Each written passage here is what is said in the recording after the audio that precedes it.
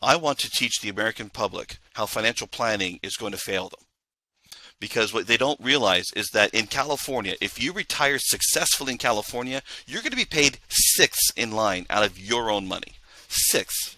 While the banks, the financial institutions, Wall Street, and the IRS, not only are they ahead of you in that line, but they already have their hands in your money before you do. I can't turn on my phone or my computer without getting a shot across the bow of some spam-ishy kind of, here's another digital marketing agency promising me, I'm going to have 700 people in your Zoom room, and all you have to do is pay me $70 per lead, and I guarantee you millions of dollars. It's like, stop the madness. $1 can do the function of four if we have it in the right place. Hey, this is Cole from Life 180. Today I have a F2 experience, fun and finance. Those are the only F words I'm going to use to describe my next guest. I won't go into any more F words other than that. Fun and... Am I held to that same No, you can swear. now? We would encourage. We have these fancy editors behind us that can put like emojis, fireball emojis over your mouth, and you know the YouTube algorithm loves a good F bomb, a good finance bomb. David H. Kinder, Dynamic Advanced Wealth. I met him on a social media platform. We're going to dive into all of that specifically for whole life insurance. Whole life insurance seems to be taking over the world. It seems to be an asset or a product or a concept. I don't know what the heck you call it anymore these days, but we're going to unpack it. Yes, David. it is all of the above. Let's go with that. That's your first question. Is it all of the above? Is it an asset? Is it a product? Is it what the heck is whole life insurance? And I've been in this business for a while, and as I've been keep studying the most misunderstood product in finance. I mean, cash value life insurance is the most misunderstood, and particularly whole life. And the more I began to dive into it and its different applications, how it can be used, I've determined that I'm going to reclassify it a little bit, and I'm going to use the term life insurance wealth contract, because it really is. And so as a wealth contract, it can either be a contract to store your wealth, or it could be a contract to replace wealth, or it could be a contract to bring in wealth to pay somebody else. Just depends on the application of how it's going to be used. But when I rephrase it, if I say it's life insurance, the first thing that most people think of is how cheap can I get it, or can I even qualify? We're not necessarily thinking about all the things it can really do. And so when I call it a life insurance wealth contract, being compliant, because I want to stay in compliance, and being able to show that it's something you want to build a value within, or use it to, as a problem-solving tool. I think it brings a different dynamic to how we can talk about this product. Most of the time, I think insurance agents, they go in, they do a needs analysis, they say, well, you can do term or you can do whole life. Let me tell you all the things that you can do with whole life. And then it blows up in their face like, well, why would I need all that? I just need a little bit of coverage in case, something happens to me. And so you have to come in from a different perspective. Which problems are you trying to solve that can be uniquely solved by using these tools? And that's the way to come into it. Not, hey, you need life insurance. Hey, how much do you want to pay me for it? I mean, that's really what it sounds like from those that are not coming in the right way. And they're talking too soon about it. So well said. I mean, I love where you're going with this right out of the gate. I mean, if we look at the average financial advisor in North America, 95% of them fail to earn a living within the first 2 or 3 years. And but it mirrors a lot of what you just said. I mean, how they're showing up in that very first meeting, talking about life insurance, talking about whole life insurance. Why is that? I mean, you and I are both advisors. We're in different countries. I'm successful as an advisor. You're successful as an advisor. What are we doing different than the other 95%? Because we need people to be successful as financial advisors. People need financial advice in this day and age more now than ever. Why aren't they successful? I hate to say it, but I blame the training. The training is so mediocre, and I've experienced it, which is why I can say that. The training is bring whoever you know into the office or bring someone there for joint work. Let's do a fact find and let's see what we can do for them.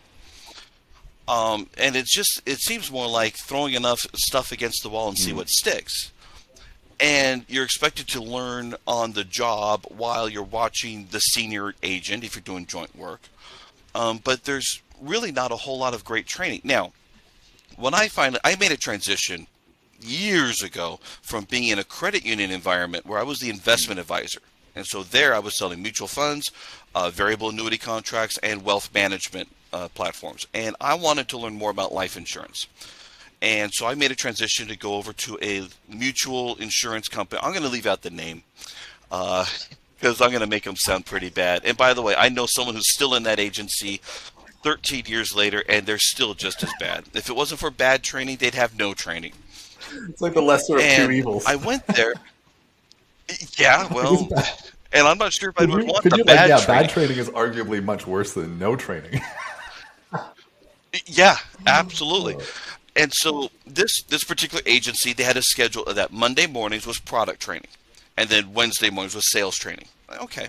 And so Monday morning, you go in there, and they say, here's all the things you could do with these contracts. Here's what you can do.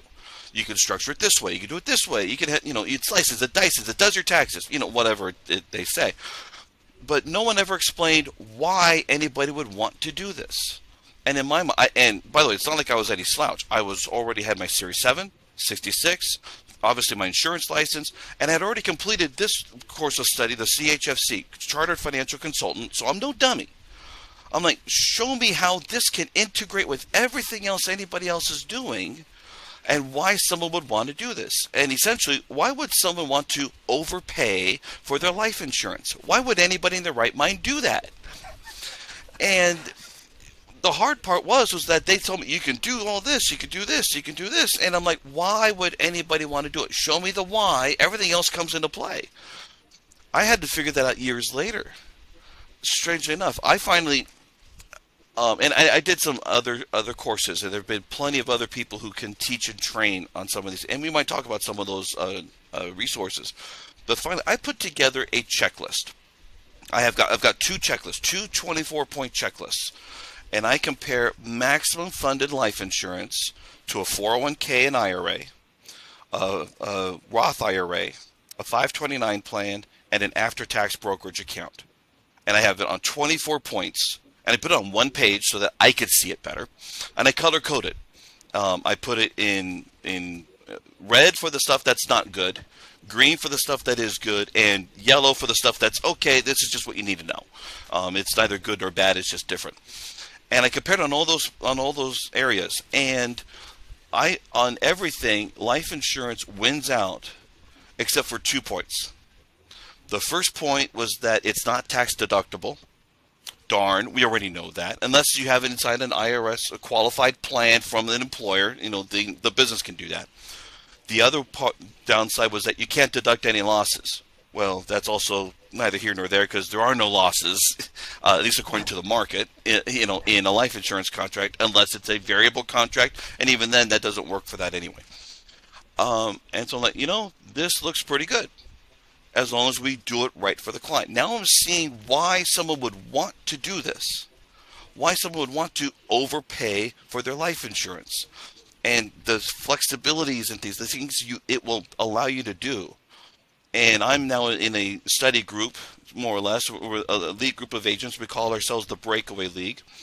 And what we've learned is that $1 can do the function of 4 if we have it in the right place.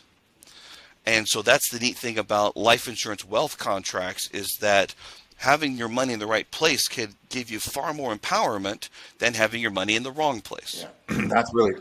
Okay, that's that was so powerful. Good. I mean, I love, okay. And I just want to circle back to something that David just said. It's vitally important. Is that it's very tangible. $1 can be $4. That is very real. And so that probably not in this episode. We're going to dive into the critical nature of how that actually works. We can get into that at a later time. You can connect with David to find out again what literally the math is on that. But mutual life insurance companies have been turning $1 into $4, we'll call it for this use case, for close to 250 years. In the United States and in Canada since 1847, we go international with this podcast. Now, if you look at an example that David pointed out, well, how does that happen? What the consistency of this? Let's take 2008. I mean, we know what the market did in 2008. It took back around 33 point whatever percent. And what did the life insurance companies? Market took back. The life insurance companies gave back. I think the dividend was on average around 7 or 8% that year, right? Something We're in there, yeah. So that people, once we realize this, they go through this. It's too good to be true. Why are more people not doing it? And when the government catches up to it, are they going to shut it down because it is a loophole? No. It is not a loophole. It is a provision in the tax code that the wealthy know how to exploit. That what we're trying to do is bring it to the rest of us so that we can exploit it too. Now, let's take 2008 as an example. Now, that year was the year I actually transitioned to that mutual insurance company. I still didn't know anything. And I'm looking at Bloomberg from September to November, watching the market do a free fall of 50%, 1,000-point drops, and this was from 14,000 that dropped all the way down to like 7,000 over a 2-month period. Just insane. Now, what are the talking pundits going to do on CNBC and all that stuff? They're going to say, if you've got money, you need to invest it. Who's got money? If you've got it all invested, you don't have anything else. But if we had cash value life insurance as a reserve, that's one way you can say, not only did I not lose money, now I could go and put it in the market and watch it grow over a period of time. That would have been a fantastic strategy. Quite frankly, if I knew about it, I would have been calling all my past clients saying, we need to take advantage of this. We're properly positioned to do so. So that's one area of your $1 turning into $4, because now you have it in reserve. I'm going to touch base on that one a little bit, because I'm not going to go into the depth that we were talking about last time. But $1 turning into $4, most people, if you think about envelope budgeting, you put money aside for retirement, then you got money aside for college, you got money aside if you're a business owner for salaries, you got money aside for rent, you got aside for inventory, all that stuff. Well, imagine if you just had one pool of money that does all of that, and it funds your retirement in a way that you never thought was possible. That would be a way that $1 could do the function of 4 or more. Just for business owners, just doing a different way of thinking about your total financial situation and getting more synergy so that your $1 could do multiple things rather than $1 for this, $1 for this, $1 for this. Very, very and asset approach. One of the biggest mistakes that people make, and I know you'll agree with this, is that they look at a whole life insurance as a investment or the investment, and they're not looking at it as a place to leverage from, or a place, as you pointed out, to mitigate opportunity cost, right? And that's a real big one. I mean, most business owners, especially family moms and dads, if opportunity costs fell out of the sky, looking like a brick and hit them on the head, they probably wouldn't feel it because they're just so caught up in life, just running the kids to soccer practice, yes, or to football or to baseball or whatever they do. Getting work, meals on the table. Oh, bam! The opportunity cost brick hit me. I don't know if I felt it. People that own whole life insurance, right, as an asset, and hold whole life insurance as an asset, is it fair to say that they're more acutely aware of the erosion of opportunity cost, or what opportunity cost might look like in their life? Well, before you get to that point, the first hurdle is whole life insurance is expensive. You start thinking about the cost, right? There's a certain default mindset that we have to overcome, and sometimes we keep going backwards on it. And the fact is whole life insurance expensive? And the question that follows after that is short-term or long-term? Long-term, it's fantastic. Short-term, it stinks. Okay, because short-term, it's kind of like a brand new mortgage. You got these high payments. You're not building any equity. It's all interest. The good news is, at least with the mortgage, you can deduct it, depending. Mm-hmm. But so in the beginning of whole life, you're feeling the pain. What is that? It's over time. What is that time? What is that time frame? I know that's what I love about talking to you is that a lot of advisors and people that are whole life insurance experts, they kind of skirt around it, and it really drives me nuts. They don't. And what I love about you is you just bam, take it head on. What is that time frame? What on average? And you can't. We're going to broad stroke this question. here, but Well, you know what the answer is. The answer is right. it Yeah, yeah, depends, and sure. But it could be so. it always You it know, I'm depends. 40, And so, 47 male. I'm healthy. I'm not rated, and I start tomorrow with a $10,000 annual premium. When is it giving back more than I'm putting in? I mean, is it 10 years? Is it 5 years? Is it 3? Is it 20? I mean, just for viewers, just to give them kind of a very broad kind of. well, and some of this is going to change a little bit because I've got a 5 year rule Yeah, that I created based on doing a whole bunch of yeah, illustrations. My 5 year rule is this: in year five, you should have at least 50% of the premiums you've paid in should be available as yeah, cash values. And generally by year 10, you're going to have either almost or all of it, based on how yeah, much you've put in, all of it available as available yeah. cash values, And generally that's speaking. very Now, different conservative. policies can have Yeah, different that's very fair. provisions. Yeah, that's on the Yeah. conservative side, but let's suppose that I wanted to overfund it up front so you can borrow against it in year one. Well, that's kind of a different structure. That doesn't mean that the other structure is bad. It just means that it's a different way because we're looking for an immediate benefit. And actually, what's interesting with that one is that it suffers on the long term side. It's kind of a little strange in how that works. But if we're looking at the long term, our job as advisors is to set expectations. And I'd rather set the expectation that in 5 years, you're going to have about half of what you've put in. You're not going to find this fun the first couple of years. You might be kicking and screaming a little bit. You're like, what am I doing this for? And over time, you're going to love me. But in the meantime, you might not like me. Okay. And that depends on how the conversations are going and everything. So every client's going to be different. So my next, Um, but the neat Go thing ahead. is, Yeah, yeah, yeah. I was go going to ahead. say my next question, and we're going to get into the weeds a little bit, and this will be as deep into the weeds as we go with this. And we're talking about time frame. We're talking about two different styles of policy, more back end, front end, advantages short term, and more advantages long term. I mean, there's a whole death benefit conversation that we're not even really having here that exists and is relevant to the whole strategy. Obviously, it's like the cherry on the sundae. Hey, Well, if I may, real quick, yeah, because I don't yeah. want No, to you're interrupt your good. question, but the biggest difference between term insurance and cash value, I mean, is all the benefits other than the death benefit. And so with term insurance, you can't come into the cash value conversation talking about the death benefit need and protection. We got to talk about all the other problems that whole life and other types of contracts can help you solve, but you can't approach it and then say, hey, it slices, it dices, it does your taxes, and wait, there's more. It doesn't come across the same way. So for advisors, if you say, well, I'm having a hard time, talking about whole life with my clients, all they want is term, that's because you set it up that way.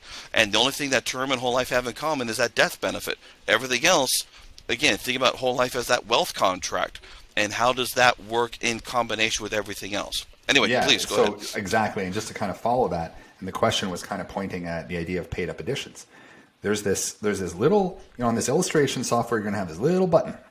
And there's a little button you can click. And it'll be a paid up additions button or a rider that you can choose in a drop down menu. By doing that, it changes the whole dynamic of the contract, and Yes. it affects. And and I like to provide value, and that's what we're doing for you right now. When I first got into this business, and when David first to find what we're giving you right now out, it took me literally. I probably had to knock on a dozen doors, and I even had people saying to me, "Cole, yeah, we'll tell you that, but we're going to have to charge you $10,000 and how to build these contracts the right way." And here we are. Here's David and I just kind of handing it right over to you. So whether you're an advisor watching this, or if you're a person that's potentially interested, this is David's and my gift to you. So David, paid up additions, take it away. And like anything, it depends. But here's the thing is that it depends on how we're structuring the contract to solve the problem we're solving for. So for example, if I'm looking to solve to have money be guaranteed to come in for a business buy sell, well, there's two ways I can do that. I can do it with a non-lapse guaranteed universal life contract, which are now more prevalent, although with the interest rate environment, they're kind of going Yeah. away a little bit. Um, and so that's one solution versus a base whole life policy that can build a cash value over time. And what I would end up doing is let's map that out on an Excel spreadsheet and figure out which way would the client prefer. And with one of them, you could probably even use the policy values in the whole life to pay the premiums in the future. Um, and it just depends on what we're solving for. But on a minimum funded level, you're really not going to get a whole lot, and it's not very exciting. In fact, I've got an illustration that I was doing. I was comparing some different policies. You can structure these all the way you want. But with that policy, it took 22 years for it to break even. And what I mean by that is the cash value exceeded the premiums paid. 22 years. And so that's a minimum funded pay to age 100 policy. That particular company only had paid up additions for 15 years. This is not a policy you really wanted to build with. But that was a company I was dealing with a few years ago. And so, but if you're solving for death benefit, that's the parameters you're looking for, especially for a business owner. Now, if we're looking to use a wealth contract to build up some values in there, the question then becomes how soon do we want those values to show up, and other needs and things. So if we're looking at a retirement scenario, that's when we can get kind of interesting. And now, granted, I am more of a fan of limited pay policies. Granted, every whole life policy can do what we call a reduced paid up, which means we can reduce that death benefit. No more premiums are ever due. No charges are due on the contract ever again, aside from if you borrow against it and you have your interest charges based on the size of the loan. That's it. Every contract can do that. Unfortunately, I don't want to necessarily trust the client to remember they can do that. Whenever I can try to take out the guesswork of making the plan work, that's what I really want to do. That's also one of the things, and we might talk about it later with IUL, because some of the funding, even if you're doing the funding right on IUL, you have to change the death benefit B back to A to contain the costs. And you know what? When's the client going to remember to do that? And will I be in the business long enough to remember to do that, or will I die and the client forgets to do that? Whatever is going to happen. Anything that could take the guesswork out. So I like limited pay whole life policies, which generally mean there's very few opportunities for paid up additions in there, because it's going to maximum fill that policy for 10 pay, 20 pay, or to age 65. Granted, we can massage it. Some companies allow a term rider, which increases the total death benefit, which means we can put in a higher amount. That's important because the IRS has its guidelines, and every company has their own interpretation of it, where you can fund these contracts up to a given maximum. And the question then becomes is, why would we want to do that? What's in it for the client, and how long are we going to do that? And what kind of policy structure are we going to do that with? Now, with that limited pay, I could put the term on there, but the term usually expires after 10 years. So you're not doing that for death benefit. You're only doing that to increase the amount you can put in. So you can take off that rider, and then you can still have all that death benefit, all that cash value that's been built up.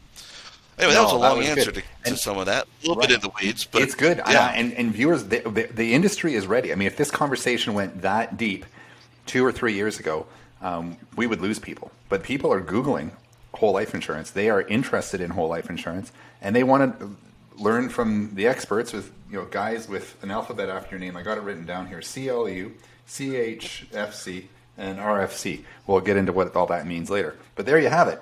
I mean, there's some life insurance speak from one of our nation's life insurance experts. So, and when we're talking life insurance here, in this case, we're talking whole life insurance. So let's get right into my absolute favorite conversation, which is IUL, VUL, any UL versus whole life. Both are permanent types of life insurance, but the two of them couldn't be any more different in so many different ways. And so I will just let you roll on the subject. Is one good? Is one bad? Is there a place? Is there a time? What do you think? Well, let me start with my first belief that I have. And the belief that I have is that every legitimate product has a legitimate place where it can be used. Okay. There are some people that say, well, whole life has been a ripoff for 150 years. It shouldn't even be sold. Well, it's been around for 150 years and regulated by every state for a reason. All we have to do is figure out how it benefits the public and make sure we use it properly. That's why we have licenses, so we can be held accountable for the advice, the recommendations, and our actions. And so basically, having studied the history of the industry, you mentioned the letters after my name. I have a CLU. That was originally came about in 1927. Even back then, understanding life insurance was a Chartered problem. life underwriter. Okay, people didn't understand. Chartered life underwriter, and brought about by Dr. Solomon Huebner, a professor of economics at Wharton School, which was even around back then. And here's the thing: life insurance, up until I'm going to say the 70s or so, was primarily death benefit focused. The $1 Million Roundtable, which is a professional association for insurance professionals, they based their qualifications to join based on how much death benefit you had sold. So everything was death benefit focused. Now, in the 70s, what happened? We had rapid inflation, okay, especially the late 70s and such, and then we had computers. Now, what was one of the biggest complaints about whole life insurance back then was that, well, the interest rate stinks. They didn't necessarily know how to strategically use it back then. They're just looking at that rate of return and say, That's a bad stinks. investment. I could get It's a bad investment. That's right. And I could get 16% at the bank down the street in a CD. So I mean, how do insurance companies compete? Well, with computers and with that kind of demand. And there's also another company that's saying, well, why are you buying whole life insurance? Buy term insurance and invest the difference. And quite frankly, back then, with that mentality, makes a lot of sense. Geez, that's a hot topic right now. I'll leave that. I'll leave It's a that one huge for hot now. topic. And quite frankly, you know what? If all you're looking at is rate of return, they're going to be right. Now, but here's the thing. So anyway, insurance companies realize that we need agents to sell the products, and yet we're finding that agents don't want to sell it because of these objections and concerns in the marketplace in general. And so insurance companies first came out with universal life. Now, what is universal life? Well, my basic way is that if whole life is a bundled solution, universal life is unbundled. If let's make it a modern scenario. If we're watching a cooking show, this would not be a complete hamburger. This would be a deconstructed hamburger. Okay, that's what universal life is. And what you'll notice is that for anybody that looks at a universal life insurance illustration, you're going to see a whole bunch of columns on all the different expenses, different categories of expenses, and all these things. Because it's deconstructed, that means it requires more disclosure. Not that anybody understands any of that stuff. It just requires more And if disclosure. you're not a chef, I have never heard it put this way. This is brilliant. I have this conversation every day. This is brilliant. Now, if you have this deconstructed burger, God forbid it was a deconstructed, really something more complex culinary-wise than a burger. Now you're left to having to put it back together. Are you going to eat it in its individual parts, or do you want to have this juicy and God forbid, it might even cool down by the time. Oh, David, this is gold. Well, but it's never sold as a deconstructed It just burger. It's just arrives like that way. you get to pick however They you tell you want. you're getting a burger, and it comes all in its individual parts. Well, that's how it works as far as expenses go. It's just deconstructed. So, but let me give you an actual financial example. If whole life insurance could be compared to a CD in the fact that if you go into a bank and you want a certificate of deposit, they're going to say, here's our terms, and 6 months you're going to get 1% if you're lucky. But are you going to get a disclosure? Are you going to get a prospectus saying, here's all the different expenses and things? No. And the reason is because it's bundled. Everything is bundled in. They factored in all their expenses. They say, here's your rate. Here's the term. Do you want it? Now, by contrast, if we look at a money market mutual fund, granted, this is an account that's not supposed to break the buck. You're not supposed to go below $1 per share. So it's going to be fairly safe. But yet, if you get a money market mutual fund, you're going to get a prospectus. And in that prospectus, it's going to be the fund's objectives and the expenses. Why is that? Because it's deconstructed. You're now considered an investor rather than a saver, and therefore you get more disclosure. Now, I'm not saying that universal life makes you an investor, but because it is deconstructed, we now have to give you disclosure on how everything that affects the policy. And generally, in the beginning, it sounded great. Now, I was not around back then, but I've seen plenty of recordings and such. So back then, what was the sales pitch? Get whole life at half price, or we can double your death benefit for the same money, right? That was kind of the replacement strategy because we got this fantastic universal life policy. Well, the problem was that what were the interest rate assumptions being used back then? And you could say 9%, 10, 11, 12%. Crazy. By the way, one thing I learned from my CLU study, because I just did that course of study earlier this year, they did not have regulations for insurance illustrations until 1997. So, And they're so still back then, pushing the envelope today. they're still pushing Oh the yeah. envelope, yes. But at least back before, I used to blame Yeah. agents, thinking like these agents were being sloppy Yeah. and stuff. You know what? Now knowing that, no, it Oh was yeah. the companies. So it's the companies that created a lot of this price war and all this stuff, and smoke and mirrors, In things their like that. illustration software, and this is one of the biggest criticisms I have of UL anything, is the fact that you can put some of those, you can illustrate at some of those rates. Those companies could scale that back, so you can't show 10, 12%, right? And they could do Right. that. And so today with the, I think it's AG 49. I think that's the regulation code on illustration. So they have a certain parameter algorithm, whatever it is, that shows that you can't illustrate higher than a certain amount each and every year for 50 years of Right. the illustration. Yeah. That's a long time. And the thing is that for IUL, it's not going to perform that way.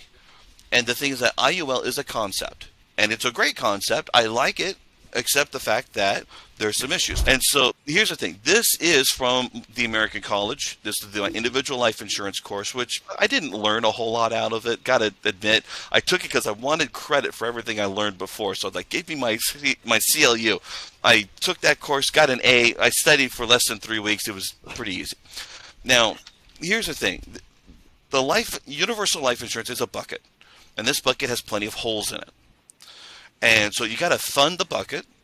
But keep in mind, now looking here at this warning, if cash drops too low to pay fees and mortality costs for the next 60 days, the policy will lapse. So that's your first warning. So that's just right now. You got to overfund that thing to properly fund it.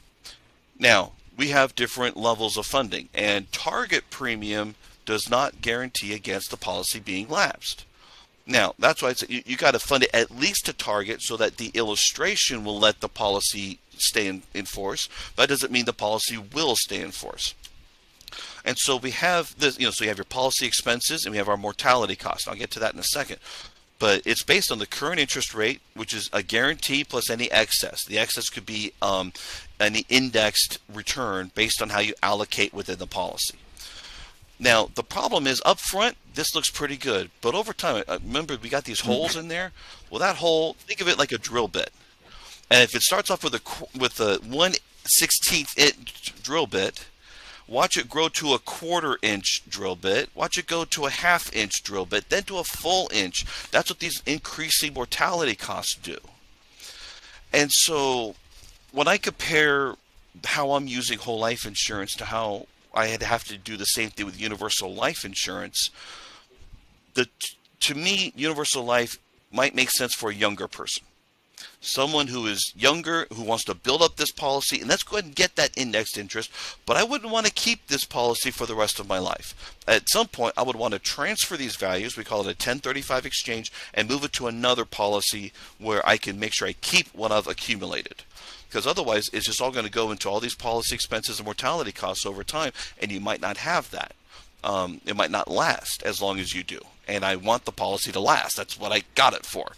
But up front, I mean, let's suppose you're age 30 to 45, this wouldn't be necessarily a bad policy to go with, knowing that we would want to move this policy to something else much later down the road, because I don't want those policy costs, those mortality costs, to eat away what you've already built. So that's why I look at it. It's a permanent policy. Well, I really can't call it permanent. It's a cash value policy.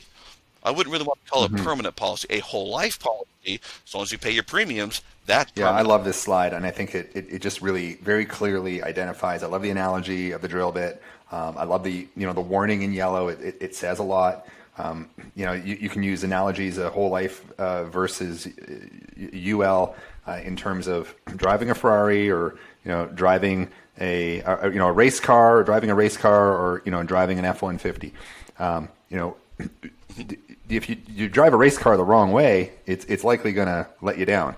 And I consider these UL policies. There is a time and a place where they need a lot of maintenance, and you need a pit crew. keeping an eye on them every single minute of the day. And if I don't personally own any, I own 11. I wouldn't go that far, but they should be reviewed at least annually, Yeah. at a minimum. Now, granted, there's also another variation of this called a variable universal life, and here's the problem with variable, is that it's all invested in the market. So depending on how, and by the way, usually it's a limited amount of allocation.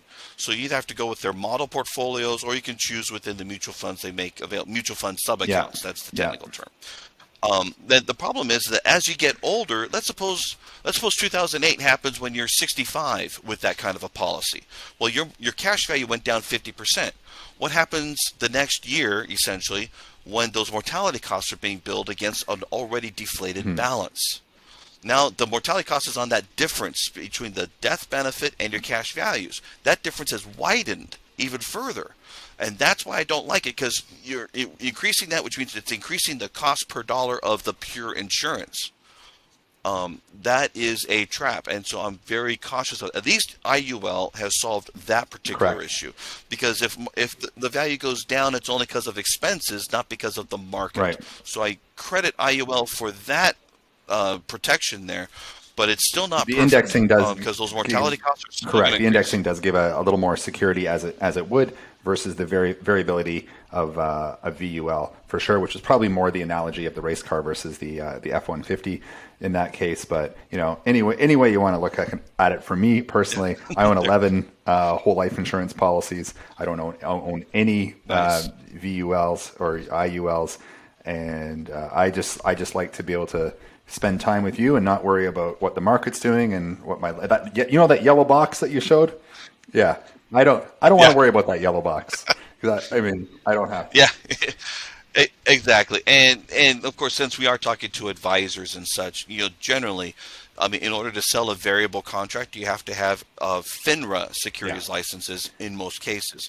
And quite frankly, I don't have those anymore. I don't want them anymore. I don't like the overbearing compliance requirements. It's not that I'm a bad compliance risk. It's just that I don't need Big Brother, who has less acumen than I do, to try to tell me how to market this stuff. Yeah. Like, no, get off my back. I don't need it. I do have a Series 65 registration, and so I can do fee-based asset management. And if there's fee-based contracts like this, I could offer them. But then I'm like, why? I don't see necessarily the need or the advantage for doing that. Which is I'd rather just say a great segue, David, to let's go. Well, the viewers, let's go easy on their brain a little bit. You did a great job up until now. You hung in there with the big gun here. CLU talk. Now we're going to switch gears and we're going to talk about something fun. We're going to talk. That was the finance piece, and I promised you some fun. We're going to save the best to last. So here we go. We are going to talk about another F word. Let's talk about Facebook. Here we go. Boy. Let's talk. Now you're going to think, well, I got Cole. You're interviewing this guy. This alphabet is CLU. He's dropping science on life insurance products. But now, how I met David. Now this is supposed to show you how popular whole life insurance is. David is the admin of, I think, the best Facebook group on specifically whole life. What's the name of it, David, again? I actually just updated the name. It's now called Advanced Whole Life Insurance Agent Discussions. Advanced. Okay, well, that pretty much stuff. Advanced Whole Life. Now, how many members are there? In that group, about 820. Okay, that's a very robust group, and that's how I found David. There is a daily, all hours of the day flow, dialogue, conversation. Sometimes it gets heated. How do you? And you're all well. Actually, if I may, the whole life group is a smaller subset of that big group that you're talking about. Now, the big group is just life insurance agent discussion group, and I've got about 13,000 members in there. So I've got a subsection of just focused whole life discussion group. In that smaller group, I've got some other CLUs. I've got a couple of people from the American College. I've got Tom Hegna in there. Van Miller's showed up a couple of times. I've got a lot of really neat industry people, and they bring their A game, and sometimes we get into it. and it gets pretty in It depth. In does, there. and it blew my. So the whole life discussion group is the one with almost 14,000 members, and then you have this No, the life insurance. life insurance it's a general Okay. group. That one has 13,000. The other one is so much smaller but more Right. focused. I created that one to be Yeah. more focused for that discussion. But both are good because anybody that wants to ask, well, where do I get leads, or how do I learn about this stuff? Go to the Right. big group. The smaller group is far more focused, and I've got some people. They go into the weeds, and it's fun. I learned some things in there yeah. too. What do you like, this is exciting stuff. I mean, people are advisors. I mean, there's like, let's talk about leads, for example. I mean, I'm in the business. You're in the business. I can't turn on my phone or my computer without getting a shot across the bow of some spam-ishy kind of. Here's another digital marketing agency promising me I'm going to have 700 people in your Zoom room, and all you have to do is pay me $70 per lead, and I guarantee you millions of dollars. It's like, stop the madness, you know? So how do you filter all this? How do you weed out the noise? How have you kept this group that you're managing so pure? And I'll tell you, you do a heck of a job with it. I mean, you do not put up with any BS in that group, and you keep it tight, and it's focused, and it's there's value there. So how do you do it? I appreciate that. Well, first of all, I've got an administration team because I can't handle it all the time. That group that big, it becomes a full-time job of itself. So I've got a team of 5 admins, and they've all been great. We all get along well. We have the right kind of vision, and they help moderate that. I mean, this week, I think I'm going to have another 200 members just joining this week. I can't process all those applications coming in. It's so many. But the main thing about that group is that, yeah, there's people asking, where do I get leads and such. Now, for me personally, I've discovered that for me, I'm not, you say I'm good with social media. I'm good with bringing advisors together for social media. I get a lot of contact from other advisors. The public, not so much. I could put out there a great, I think, ad copy, and I'll get crickets. So I'm really good with Most advisors. I love coaching, but quite frankly, advertising or marketing on Facebook, it hasn't done anything for me other than if someone was to search for my name. Let's suppose I actually call somebody and we set up an appointment. I actually tell them, search for my name. You'll find me on social media. You'll find me on Facebook, LinkedIn, and Instagram. And go to my website. I got a blog there. If anything, you might be able to figure out that I might know a couple of things that I might know what I'm talking about. That's the whole thing. That's my entire social media real campaign, is that I just want you to know that I might know a thing or two. Let's figure out if I can help you. That's kind of it for the public. But the bigger life insurance agent discussion group started about 3 years ago, maybe 4 now. And it started off with the insurance forums. And I don't know if you're familiar with that forum. It's a separate website. And so the founder decided he wanted to do a Facebook group. And I was like one of the first 20 to go ahead and just join in. I thought, well, okay, we'll just see what happens here. And they asked me, David, would you like to moderate? I'm like, okay, I'll moderate, but I want to build this group for me, and I want to build this group as though it was mine, and I want to make it a little bit looser than the forum. The forum has no spam, no promotions of any kind until you prove yourself, all this stuff. I'm like, look, I want to hear what people have got going on. I just want to make sure it's on topic and that no one's doing recruiting. But at the same time, I'm like, I want to bring about the best minds I've ever heard speak to come into this group. And so I've got plenty of people that are MDRT top of the table. Now, if anybody that's not familiar with that, that means they're generally doing $1 million or more of commission business each year. And I've become friends with them, which is also amazing. We've spent time together. And believe me, I needed this more than anybody else, but I'm like, I've heard all these people. Let's get them into a room. Let's see how we can all interact. And so I've got Tom Hegna in there, and we've talked a number of times. I've got Van Miller, Jim Ruda, Tom Love, who I've been learning from. I've got the guys for the Insurance Pro Shop that are in there. I've got so many people, and the whole goal was, how can we get all these people to interact and such? Now, granted, with 13,000, it's a little bit harder to get the specialized voices to show up on occasion. Sometimes I have to tag them into a post and say, well, this guy has said this, here's his video. And then when I tag them, they'll come in and they'll add more, which is fantastic.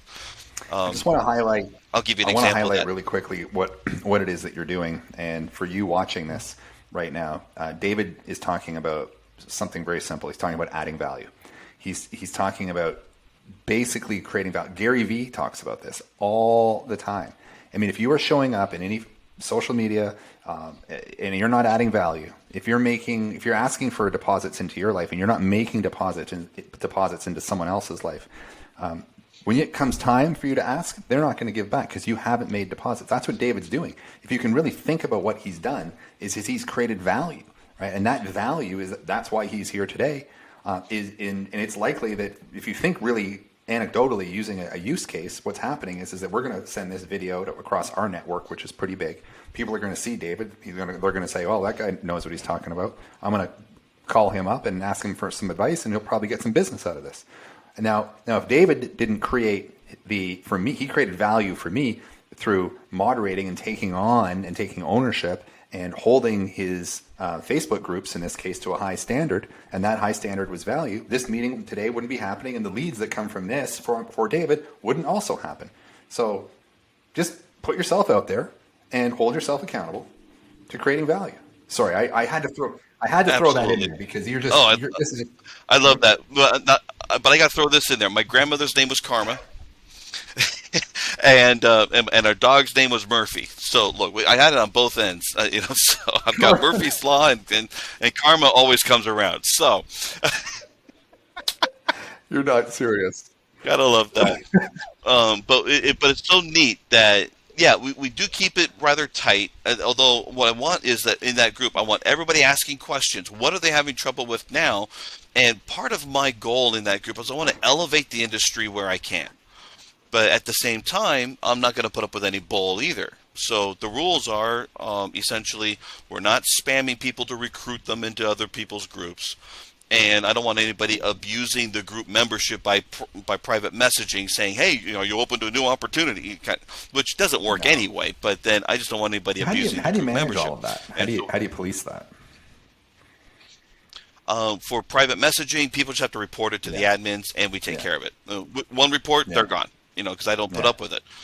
We've got so much value in there. The neat thing is we've got so many different settings now that we've gotten the group this big. I've got so many files. I got over 50 different PDF files in there. Some of them are textbooks. I want people who don't know much about life insurance, America, to learn a few things about life insurance. And so I've got the whole textbook in there. In fact, it was nice when Dr. Michael Finca actually, said, "Hey, that's great that you're promoting the textbooks in there." I'm like, "Hey, I've got the American College on my back here. This is good." I've also got guides. So if someone is brand new, I have guide number 1 that starts off with, "I just got my license. Now what?" And I go through how you got to make this a business decision, not a job decision. This industry works very differently. I got so many different other guides I've put in there. I've also now got a setting called Group Experts, and I got about 22 different people that I've designated as Group Experts. One of them is a Primerica agent, by the way. He's been with that company for 25 years and has a sound mind for it, and I like that. And so I want to encourage some of that. Every once in a while, look, unfortunately, Primerica, and if you go to my YouTube channel, I've got a love-hate relationship with Primerica. I've got 2 different videos on that. I think I'm the same way with World Financial Group, and I have no problem. I talk about it, and actually, even at Life 180, on our channel that this is on, we have a lot of some of our most viewed videos are our opinions on WFG. So, sure. And the only thing is that Primerica as a company culture. Now, granted, I know about 5 Primerica reps that are very professional, and I love getting along with them. But the rest of them seem to be industry trolls. They seem to be conditioned to be a troll against a professional and not knowing. Now, granted, they do a service. They help sharpen the rest of the industry because the industry used to be whole life insurance was the way you go, and then term was the backup. Now it's switched completely around. Primerica was an industry disruptor, and you can't help but admire that, which means the rest of us have to get better, which is good. So I admire that aspect, but at the same time, don't think you can replace my business. You're playing tic-tac-toe, I'm playing chess.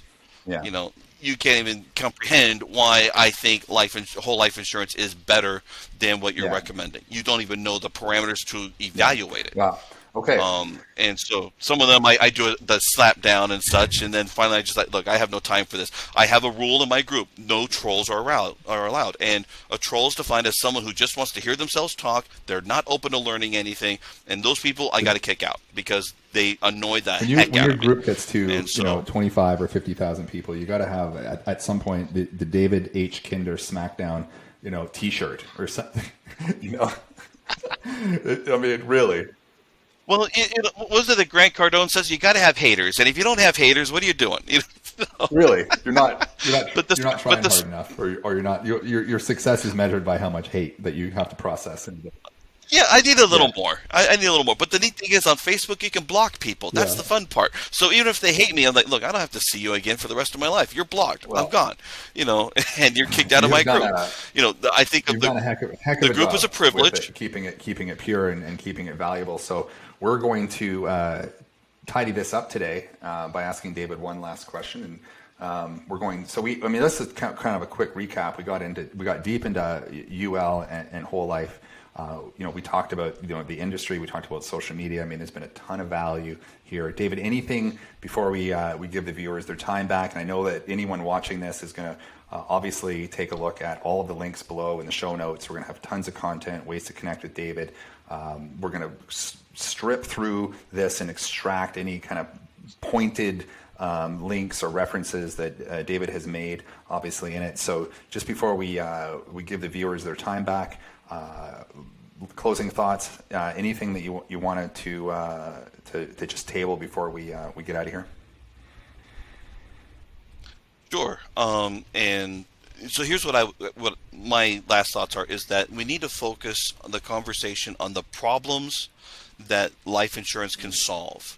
Once we understand the problems, the solution becomes easier. In fact, the solution should almost be irrelevant once the problem is clear enough. And often, when someone has an objection to the solution, they lost sight of the problem that we're solving. That's one big thing. And so we need to keep the focus on the problems that we're solving, because the solution is pretty much irrelevant. That is amazing that as you long said as, that. of course, I just have to kind of weigh in, and maybe we'll just take a couple seconds here and talk about this a little bit. I mean, so I've studied at the Nelson. I'm a member of the Nelson Nash Institute. I'm an infinite banking practitioner. I mean, I've kind of gone in that direction. I mean, there's different approaches to whole life insurance. That's one that I admire. I take value from that. There's different approaches that I take. The more mathematical approach, the CLU approach to it. I get it all. But that's the one thing that in any of Nelson's literature, he would always talk about. He would describe it exactly that way. The solution to the problem. If you can't see the problem, you'll never be able to see the solution. That is really interesting. I'm just curious. Was that quote that you just dropped there, that little bit of that nugget that you just dropped there, was that extracted from Nelson Nash or the infinite banking world, or was that just a synchronistic kind of idea? well, a common phrase out there is that there's no such thing as a new idea. So everything gets stolen, but the question is, how do we massage it to make it clear? Because we're really in the communication and trust business. And so the thing is that now, as part of the Breakaway League, which I'm a part of with Thomas Love and a number of people, we got about 50 people nationwide. We have a few CPAs, we have a couple of attorneys and such. They're all doing this strategy with people. And the thing is that what we're taught to do is we share an explanation of services. And my explanation of services is this. I want to teach the American public how financial planning is going to fail them.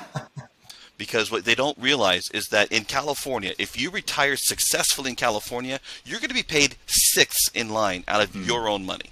Sixth. While the banks, the financial institutions, Wall Street, and the IRS, not only are they ahead of you in that line, but they already have their hands in your money before you do. So I want to teach the American public how that's happened, why that is, and how we can turn it completely around using the tax code, so we can help you be the primary beneficiary of your life's work and of your financial retirement planning.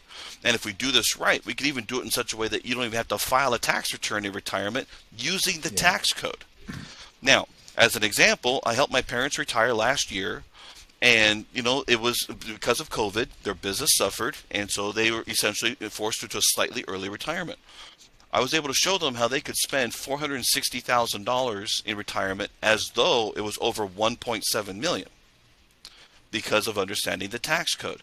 Now, if I could do that for them, would you like to see what that might look like for you? Absolutely. That's my I would. invitation. And I would invite you to check out, again, Dynamic Advanced Wealth. There'll be links below. David Kinder, you don't have to Google very hard to find him. You'll definitely find him in Facebook. Don't get the Smackdown, the David Kinder Smackdown, though. So behave in his group and make sure you add value like he has. I'm Cole. This is Life 180. Thank you, David, for a wonderful, inspired hour. I've never had so much fun and talked so much finance. Thank you, and we will see you soon. Awesome. Appreciate it, Cole. I enjoyed it.